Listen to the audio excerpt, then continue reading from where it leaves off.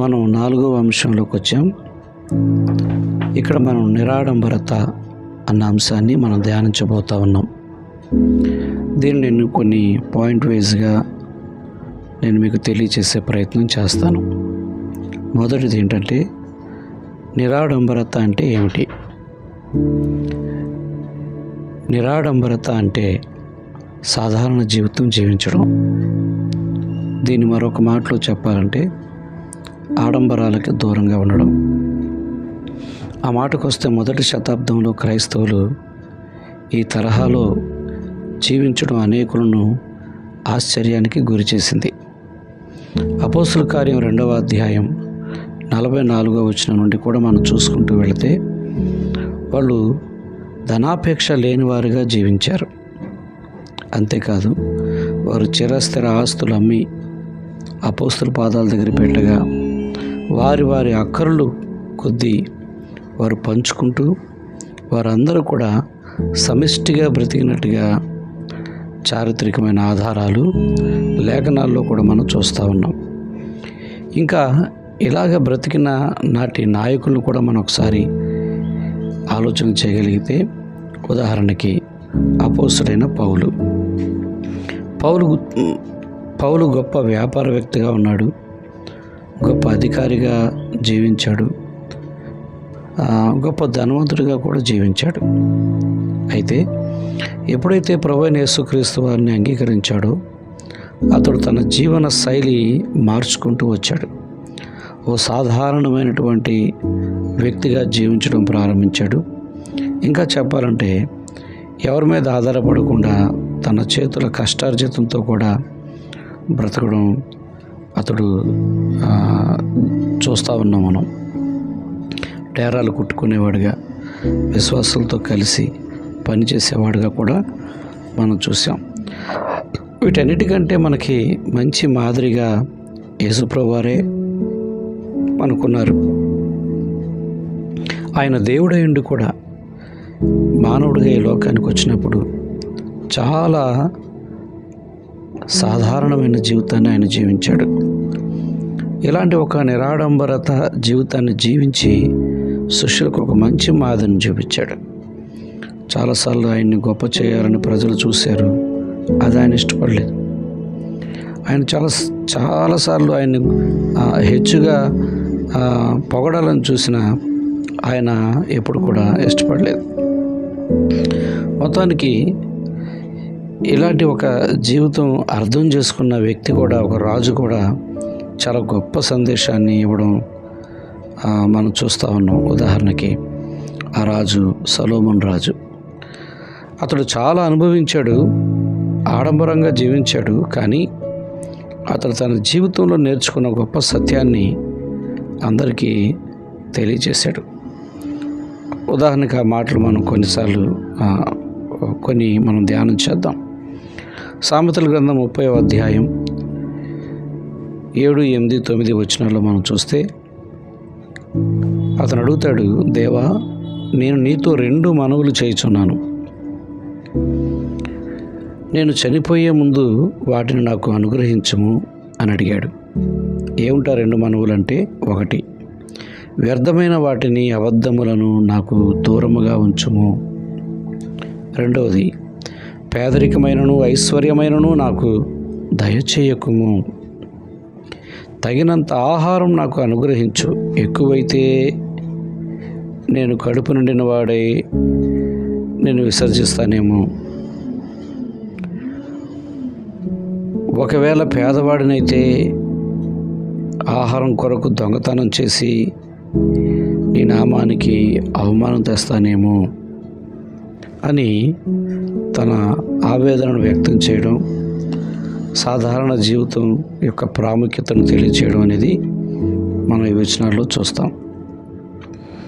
So ఇది నిరాడంబరత అంటే ఏమిటో ఈ వివరణ సరిపోతుందని నేను అనుకుంటున్నాను. ఇక 2వది మనం ఆలోచన చేస్తే, భక్తులు బైబిల్లోని ఒక 3 సూత్రాలు ఈ జీవితాన్ని ఉద్దేశించి గ్రహించిన వారుగా తెలియచేసిన ఆ 3 సూత్రాలు మీకు నేను వివరిస్తాను. 1, నాకు కలిగినదంతా దేవుని బహుమానమే అనుకునేవారు. దీంట్లో 2వది, నాకు కలిగిన దాన్ని అంతటిని కూడా కాపాడువాడు దేవుడే అనుకునేవారు. 3వది, అవసరతలో ఉన్న ఇతరులకు సహాయపడుటకు నేను అందుబాటులో ఉండాలి అని అనుకోవడం. సో ఈ 3 సూత్రాలు క్రైస్తవ జీవితానికి ఒక పునాదురాళ్ళుగా మనం చూడొచ్చు. దీన్ని ఉద్దేశించి మీకు ఒక వాక్య భాగాన్ని గుర్తు చేస్తాను. లూకా సువార్త 10వ అధ్యాయం 30 నుంచి 37 వచ్చిన వరకు మనం గమనిస్తే అక్కడ మంచి సమరణి యొక్క ఉపమానం మనకి కనబడుతుంది. ఈ మంచి సమరణి యొక్క ఉపమానంలో 3 రకాలైన మనుషులు మనం చూస్తాం.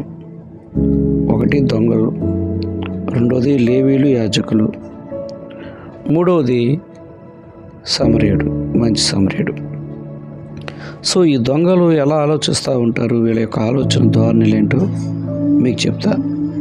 దొంగలు ఏమంటారు, వాళ్ళ స్వభావం ఎలా ఉంటుందంటే, నీకున్నదంతా మాకివ్వు, లేదా మేమే నీ దగ్గర ఉన్నదంతా తీసుకుంటాం. ఈ లేవీలు యాజకుల యొక్క స్వభావం ఎలా కనపడుతుందంటే, నీ సమస్య నీది, మా సమస్య మాది, నీ సావు నువ్వు సావు, మా సావు మేము సస్తాం అన్నట్టుగా. 3వది మంచి సమరయుడు, నీ బాధ నాది, నా దగ్గర ఉన్నది కూడా నీది అన్న స్వభావం అతనిలో కనపడుతుంది.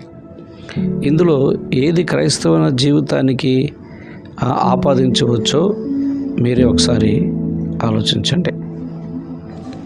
ఇక 3వ విషయానికి వెళితే, నిరాడంబరతకు ధర్మశాస్త్రం కల్పించిన అవకాశాలు. అంటే అందరికీ అందుబాటులో, ఎవరికి అవమానం కలగకుండా, ఎవరు భక్తి చేయలేని స్థితి కలిగి ఉండకుండా ఎవరి స్థాయిలో వారు చేయడానికి ధర్మశాస్త్రం కల్పించిన కొన్ని విషయాలు మీకు జ్ఞాపకం చేస్తా. ఉదాహరణకి, శిశువుని దేవాలయంలో ప్రతిష్ఠించాలనుకోండి, మొదటిగా పుట్టిన బిడ్డని. సో వాళ్ళకి అలవాటు ఉంది కదా దేవాలయంలో తీసుకెళ్ళే అలవాటు. అప్పుడు ఒక గొర్రెని కానీ ఒక ఎద్దును కానీ తీసుకొని వెళ్ళాలి. గొర్రె ఎద్దు అంటే అందరూ తీసుకెళ్ళే విషయం కాదు. అది సామాన్యులు, పేదవాళ్ళు అంత ఖర్చు పెట్టలేరు. అందుకు ధర్మశాస్త్రం ఎలాంటి వెసులుబాటు కల్పించిందంటే, పేదవారు కూడా ఆ కార్యాన్ని జరిగించడానికి, ఆ పని ముగించడానికి 2 పావురాలను తీసుకుని వెళ్తే చాలు వాటి స్థానంలో. సో ఎవరి స్థాయి తగ్గట్టుగా వాళ్ళు తీసుకుని వెళ్ళే వెసులుబాటు ఉంది. కానీ దానివలన ఏంటంటే, వీరు ధర్మశాస్త్రాన్ని పాటించిన వాళ్ళు అవుతారు, వాళ్ళు కూడా పాటించిన వాళ్ళు అవుతారు. ఎవరైనా సరే ఆ భక్తి పూర్తి చేయడానికి, ఆ కార్యం పూర్తి చేయడానికి వెసులుబాటు కలిగింది. అందుకే ఈ ధర్మశాస్త్రంలో కూడా సహోదరుల పట్ల కనికరం కలిగి ఉండాలని, సహోదరులకు సహాయం చేయాలని, ఇలాంటి చాలా నియమాలు మనం చూస్తూ ఉంటాం. బహుశా అందుకేనేమో యేసుప్రభువు వారు ఈ మాట పలికారు నాటి యూదులతో. లూకా సువార్త 12వ అధ్యాయం 15వ వచనంలో చూస్తే, మీరు ఏ విధమైన లోభమునకు తావీయక జాగ్రత్త పడుడి, ఒకని కలిమి విస్తరించుట వాని జీవమునకు మూలము కాదనెను. ఒకని కలిమి విస్తరించుట వాని జీవమునకు మూలము కాదు. కలిమి విస్తరించుట వాని జీవముకు మూలము కాదు అంటే ఏంటి అంటే, వాళ్ళ జీవం ఆస్తిలో లేదు. వాళ్ళ జీవం ఆస్తిలో లేదు, సంపదలో లేదు. ఈ మాట నేను ధ్యానిస్తున్నప్పుడు, చదువుతున్నప్పుడు నాకు ఒక సంఘటన గుర్తొచ్చింది. ఒక వ్యక్తి, నా ప్రాణమా తినుము త్రాగుము సుఖించుము, నీకు అనేక సంవత్సరములు బ్రతకడానికి ఆహారం ఉంది అనుకుంటూ ఉంటే, తన ప్రాణంతో చెప్పుకుంటూ ఉంటే, ప్రభు అంటారు, ఓరి వెర్రివాడ, ఈ రాత్రి నీ ప్రాణం అడుగుతున్నారు అంటాడు. అంటే వాడేమనుకుంటున్నాడు, తన ప్రాణం, తన సంపదలో తినడానికి అన్నీ ఉన్నాయిగా, సుఖించడానికి అన్నీ ఉన్నాయిగా, అన్నీ ఉన్నాయి కాబట్టి ప్రాణం సుఖిస్తుంది అంటే ఈ ప్రాణం వాటి మీద ఆధారపడి ఉంది అనుకున్నాడు. కానీ దాని మీద ఆధారపడలేదు. ప్రాణం పోవచ్చు ఎప్పుడైనా. సో అవన్నీ ప్రాణాన్ని కాపాడలేవు అని చెప్పడమే వాని జీవమునకు మూలము కాదు అన్న మాటకు అర్థం, ఒకని కలిమి విస్తరించుట. సో ఇకపోతే నేను 4వ విషయాన్ని మీ ముందు ఉంచుతాను. 4వ విషయం ఏంటంటే, మనం ఆత్మజీవులుగా చేయబడ్డాము. మనం ఆత్మజీవులుగా ఎందుకు చేయబడ్డాము అని మనం ఆలోచించగలిగితే, మన ఆత్మజీవులుగా ఎందుకు చేయబడ్డామంటే పరలోకం కోసమే మనం చేయబడ్డాం. చూడండి, జంతువులకు ఆత్మ ఉండదు, శరీరము ప్రాణం ఉంటుంది. కానీ మనిషికి శరీరము ప్రాణము ఆత్మ కూడా ఉంటుంది. మనం పరలోకంలో నిత్యత్వంలో ఉండడానికే దేవుడు మన ఆత్మజీవులుగా చేసుకున్నాడు. ఆయన ఎలాగైతే ఎప్పటికీ ఉండేవాడుగా ఉన్నాడో మనం కూడా అలా ఉండాలని మన తండ్రి ఆశపడ్డాడు. మీకు కొన్ని ఉదాహరణలు చెప్తాను. సముద్రంలో తాబేలు 500 సంవత్సరాలు బ్రతుకుద్దంట. అలాగే కొన్ని చెట్ల యొక్క లైఫ్, వాటి యొక్క జీవితం కొన్ని 100 సంవత్సరాలు ఆయుష్ కూడా పోసుకొని బ్రతికే ఉన్న చెట్లు కూడా ఈ భూమి మీద ఉన్నాయి. ఇలాంటివన్నీ కూడా చాలా గొప్ప ఆయుష్ పోసుకొని ఉన్నాయని మనం చూసి ఆశ్చర్యపోతూ ఉంటాం. అయితే ఇవన్నీ కూడా ఈ భూమి మీద ఆయుష్ పోసుకొని ఉండడానికి సృష్టించబడితే, మనం మాత్రం దేవుని రాజ్యం కోసం, నిత్యత్వం కోసం ఆత్మజీవులుగా చేయబడ్డామన్న సంగతి మనం జ్ఞాపకం చేసుకోవాలి. మానవ శరీర జీవితం చాలా చిన్నదే, కానీ ఆత్మజీవితం చాలా పెద్దది. దీనిని వాక్యంతో మనం పోల్చుకుంటే శరీర జీవితం 80 సంవత్సరాలు, ఆ పైన ఆయాసమే అన్నాడు. కానీ ఆత్మజీవితం యుగయుగాలు. డాక్టర్ బిల్లీ గ్రాహం గారు ఒక మాట ఇలా చెప్పారంట, ఈ చిన్న జీవితాన్ని దేవుని రాజ్యం కొరకు పెట్టుబడిగా పెడితే గొప్ప జీవితం, శాశ్వతమైన జీవితం, యుగయుగాలు బ్రతికే జీవితం మనం పరలోకంలో పొందుకుంటామని ఆయన తెలియచేసినట్లుగా నేను 5వ పాయింట్గా నిరాడంబరత మరియు స్వీయ పరిత్యాగం గురించి మనం నేర్చుకుందాం. మనలను మనం పరిత్యజించుకోవటం స్వీయ పరిత్యాగం అవుతుంది. లైన్లో చెప్పాలంటే స్వీయ పరిత్యాగం అంటే మనల్ని మనం పరిత్యజించుకోవడం లేదా ఉపేక్షించుకోవడం. సో ఈ మాటలు విన్నప్పుడు మనకి ఒక లేఖనం గుర్తొస్తూ ఉంది. లూకా సువార్త 9వ అధ్యాయం 23వ వచనంలో ప్రభు అంటారు కదా, నన్ను వెంబడింపగోరువాడు తన్ను తాను ఉపేక్షించుకొని ప్రతిదినము తన సిలువనెత్తుకొని నన్ను వెంబడింపవలెను. ఈ వాక్యాన్ని కాస్త వివరణలుగా మనం ఆలోచించగలిగితే, ఉపేక్షించుకొనుట అంటే మన హక్కులను, అధికారాలను వదులుకోవడమే. మన సొంత హక్కులు, అధికారాలు వదులుకోగలను అంత ఈజీ ఏం కాదు, కానీ వదులుకోవాలి. ఇదే పరిత్యాగం చేసుకోవడం, పరిత్యజించుకోవడం లేదా ఉపేక్షించుకోవడం అన్న మాటకు అర్థం ఇస్తాయి. త్యాగం చేయడం కూడా అనొచ్చు. ఉదాహరణకి అబ్రహాం ఉన్నాడు, తన హక్కులు, అధికారాలు ఎలా వదులుకున్నాడో మనకు తెలుసు. దేవుడు పిలిచినప్పుడు తన సొంత ఇంటిని, దేశాన్ని, బంధువులను, తల్లిదండ్రులను, స్నేహితులను అందరిని విడిచిపెట్టి తను వచ్చేస్తాడు. అఫ్కోర్స్ కొంత కాలం వ్యవధి వాళ్ళ తల్లిదండ్రులు వాళ్ళు ఉన్నా వాళ్ళని వదిలిపెట్టి వచ్చేస్తాడు. ఆ తర్వాత కొంతవరకు ఆ లోతు ఉన్నా అతను కూడా వదిలిపెట్టి వచ్చేస్తాడు. సో మొత్తానికి అతడు తనను తాను పరిత్యజించుకొని ప్రభుని, దేవుణ్ణి వెంబడించడం, దేవుని మాట వినడం మనం చూస్తూ ఉన్నాం. ఇక ఈ వచనంలో రెండవది మీ సిలువను ఎత్తుకొని అని ఉంటుంది. సిలువ అంటే మనకు గుర్తొచ్చేది శ్రమ. శ్రమ అనేది మనకేమి నేర్పిస్తుందంటే సాత్వికమును, దీనత్వమును, మనకు నేర్పిస్తూ ఉంది. ఉదాహరణకి రోమపత్రిక 5వ అధ్యాయం 3వ వచనం చూస్తే, అంతేకాదు శ్రమ ఓర్పును, ఓర్పు పరీక్షను, పరీక్ష నిరీక్షణను కలుగజేయనని ఎరిగి అని అక్కడ మనం చూస్తూ ఉన్నాం ఆ మాటలు. కాబట్టి మనకి ఈ శ్రమ ఓర్పుని, సహనాన్ని, ఇలాంటి వాటిని మనకి నేర్పించడం అనేది జరుగుతూ ఉంది. ఇక్కడ సిలువ ఎత్తుకొని అంటే మనం సాత్వికంగాను దీన మనసు కలిగి ఉండడానికి నేర్చుకోవడం. అయితే అనుదినము అలాగ చేయమని ఆ వచనంలో ఉంది. ప్రతిరోజు ఎవరికి వారు తమ సిలువను ఎత్తుకొని వెంబడించాలి. సో ఇది ఒకరోజు ఆ ఒక్క పూట కాదు, ప్రతిదినము వెంబడించాలి. మనల్ని మనం సహించుకుంటూ, తమాయించుకుంటూ వెంబడించాలి. ప్రతిరోజు మనం లోకంలో ఉన్న వాటికి భిన్నంగా బ్రతకడానికి ప్రయత్నం చేస్తూ ఉండాలి. మనం లోకంలో ఉన్న వాటిని కాక క్రీస్తుని మనం చూస్తూ బ్రతకాలి.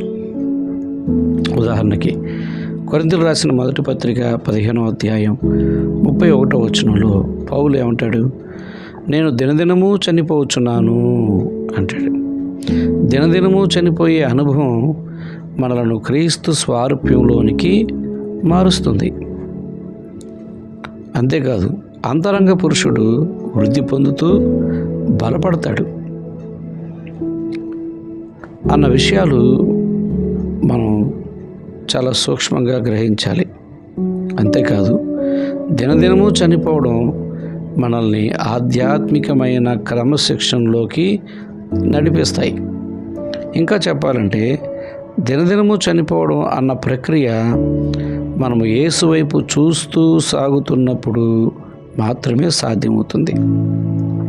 కాబట్టి స్వీయ పరిత్యాగం అన్న విషయానికి వస్తే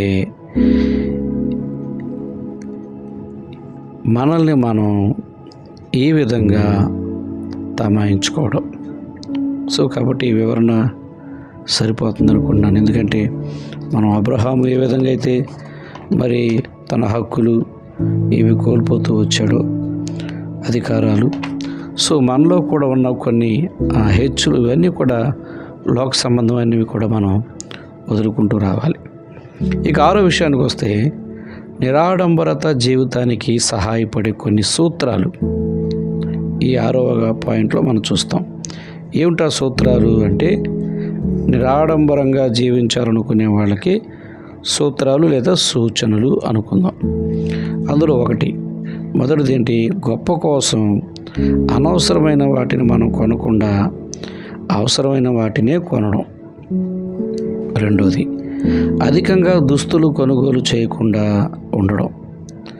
ఉదాహరణకి కొందరు నచ్చినవన్నీ కొంటారు కానీ వాడరు. ఇంకా స్త్రీల విషయం ఆలోచిస్తే బీరువా తెరిస్తే కింద పడిపోయే అన్ని చీరలు ఉంటాయి. కనీసం రోజు ఒకటి కట్టుకున్న 30 రోజులకి 30 చీరలు సరిపోతాయి కదా, ఆలోచించండి. ఇక 3వది చూస్తే వ్యసనాలను తిరస్కరించాలి. అంటే వ్యసనాలంటే ఏమీ అనుకోమాకండి. వ్యసనాలు కొందరికి ఎలా ఉంటాయి అంటే ఎలాంటి వ్యసనం అంటే షాపింగు, అనవసరంగా షాపింగ్ తిరగడం, సరదాగా మాటికి వెళ్ళడం, అతిగా భోజనం, లేకపోతే అధిక తిండి పండారాలు తినడం, లేకపోతే అతిగా అనవసరంగా కొన్ని టీలు కానీ డ్రింక్స్ కానీ ఇలాగ తాగడం, ఐస్ క్రీములని ఇలాంటివి కొన్ని ఉంటాయి, అతిగా ఉంటాయి. సో అవి ఏంటంటే కొంతమందికి వ్యసనం. నాకు ఐస్ క్రీమ్ అంటే ఇష్టం అండి, వెళ్ళినప్పుడల్లా తింటా, లేకపోతే కావాలని వెళ్ళి తింటా, లేకపోతే పానీపూరి రోజు తినేవారు ఉన్నారు, దానికోసం పని కట్టుకొని వెళ్ళి, అదొక వ్యసనం. ఇలాంటివి అన్నమాట. సో ఇందులో 4వది ఏంటంటే ఖర్చులు పోను మిగిలిన దాన్ని 6 నెలలకు ఒకసారైనా, అంటే మన ఆదాయంలో మన నెలవారీ ఖర్చులన్నీ పోను, మిగిలిన దాన్ని 6 నెలలకు ఒకసారి ఎంత మిగిలిందో చెక్ చేసుకోవాలంట. అలా చెక్ చేసుకొని మిగిలిన సొమ్ములో కొంత ఇతరులకు మనం సహాయపడడానికి కూడా దాన్ని వాడడానికి సిద్ధంగా ఉండాలి. ఆ మనసు మనం పెట్టుకోవాలి ఇతరులకు సహాయపడడానికి. సో దీంట్లో 5వది ఏంటంటే చాలా అత్యవసరమైతే తప్ప వాయిదా పద్ధతుల్లో అనవసరంగా వస్తువులు ఏవి కూడా కొనకూడదు. ఈ మధ్య ఈఎంఐలు వచ్చిన తర్వాత ఒకటి తీరిపోతే ఖాళీగా ఉండలేకపోతున్నారు. ఒకటి తీరిపోయిందిగా ఇంకోటి ఏదన్నా కొనుక్కుందాం, అది అవసరం ఉందా లేదా అని ఆలోచించట్లా. కంటిన్యూ అవ్వాలి, సివిల్ స్కోర్ పెరగాలి, ఏదో ఒకటి ఇలాగ చేస్తూ ఉన్నారు. ఇది ఏమంత మంచి విషయం కాదు. ఇది అలా కొనకుండా ఉండడం అనేది నిడారంబరత జీవితానికి నీకు ఉసులు దారి చేస్తూ ఉంటుంది. ఇకపోతే ఆరో విషయం ఏంటంటే, దీంట్లో అప్పుడప్పుడు మన చుట్టూ ఉన్నటువంటి ప్రకృతిని ఆస్వాదించడానికి మనం వెళ్తూ ఉంటాం. సముద్రానికో, పార్కుకో, గ్రంథాలయానికో. ఇక ఇలాంటివి మన చుట్టూ ఉన్న వాటికి వెళ్ళేటప్పుడు చాలా సింపుల్గా మనం నడిచి వెళ్ళడం మంచిది, ఆరోగ్యానికి మంచిది, అలాగే మన సింపుల్ జీవితానికి కూడా మంచిది. కొంతమంది మరీ ఎలాగుంటారంటే పక్కనే 4 అడుగులు వేసి వెళ్ళడానికి కూడా కారు వేసుకెళ్తారు, బండి వేసుకెళ్తారు. ఇలా అనవసరంగా ఖర్చు చేస్తూ ఉంటారు. సో అది ఆలోచించాలి. ఇంక ఇందులో ముగింపుగా 7వది ఏంటంటే, ఇతరులతో మనకున్న సంబంధాలు చాలా సింపుల్గా ఉండాలి. సింపుల్గా అంటే దాని అర్థం ఏంటంటే, కొంతమంది ఏదైనా సంబంధాలు పలకరింపులు ఉంటే ఓవర్గా మాట్లాడతారు, ఓవర్ టైం వేస్ట్ చేస్తారు. సో ఎక్కువ సమయాన్ని అనవసర విషయాలకి, వీళ్ళ విషయాలకి మాట్లాడతారు. అది తగ్గించుకోవాలి. నిరాడంబరత జీవితంలో ఇది బాగోదు, అలా చేయకూడదు అన్నమాట. కాబట్టి తక్కువగా మన మాటలు ఉండాలి, అవసరమైన మాటలు ఉండాలి, పలకరించాలి. అదే సమయంలో చాలా జాగ్రత్తగా ఉండాలి. ఇంకా వాళ్ళ ముందు గొప్పగా కనపడడానికి కొన్నిసార్లు అదనంగా మనం ఏమీ డెకరేషన్ చేసుకోవాల్సిన అవసరం కూడా ఏమీ లేదు. సో ఇవన్నీ కూడా 7 సూచనలు కూడా, లేకపోతే 7 సూత్రాలు కూడా నిరాడంబర జీవితానికి సహాయపడతాయి. సో మీ అందరికి కూడా వందనాలు. ఒకసారి ఈ మాటలు మీకు గుర్తు చేసి ముగిస్తాను. మనం ఈరోజు ఏం నేర్చుకున్నాం? 4వ అంశంలో నిరాడంబరత అంటే ఏమిటో నేర్చుకున్నాం. అలాగే బైబిల్లో ఉన్న భక్తులు 3 సూత్రాలు వాళ్ళు అవలంబిస్తూ వాటిని ఇష్టపడినటువంటి 3 విషయాలు ఏంటో మనం చూస్తూ వచ్చాం. తర్వాత 3వదిగా నిరాడంబరతకు ధర్మశాస్త్రం కల్పించిన అవకాశాల గురించి మనం నేర్చుకున్నాం. 4వదిగా మనం ఆత్మజీవులుగా ఎందుకు చేయబడ్డామో నేర్చుకున్నాం. 5వదిగా నిరాడంబరత మరియు స్వీయ పరిత్యాగం అంటే ఏమిటో నేర్చుకున్నాం. 6వదిగా నిరాడంబరత జీవితానికి సహాయపడే కొన్ని సూత్రాలను నేర్చుకున్నాం. కాబట్టి ఒకవేళ అర్థం కాకపోతే మరలా ఒకసారి విని వీటి మీద మనం దృష్టి పెట్టి మనం నిరాడంబరత జీవితాన్ని, లేకపోతే ఆడంబరం లేని జీవితాన్ని, భక్తి గల జీవితాన్ని మనం జీవించడానికి ప్రయత్నం చేద్దాం. బైబిల్ వర్సెస్ అయితే చాలా ఉన్నాయి. మీరు భక్తి గల స్త్రీలకు తగిన వారుగా మిమ్మల్ని మీరు అలంకరించుకోండి అంటాడు. సో అలంకరణ విషయంలో మరి పౌలు ఎన్నో సూచనలు అలా ఇస్తూ ఉన్నాడు. సో ఇలాంటి చాలా ఉన్నాయి. ప్రాక్టికల్గా ఉన్న విషయాలు మీతో పంచుకోవడం జరిగింది. మీ అందరికీ వందనాలు.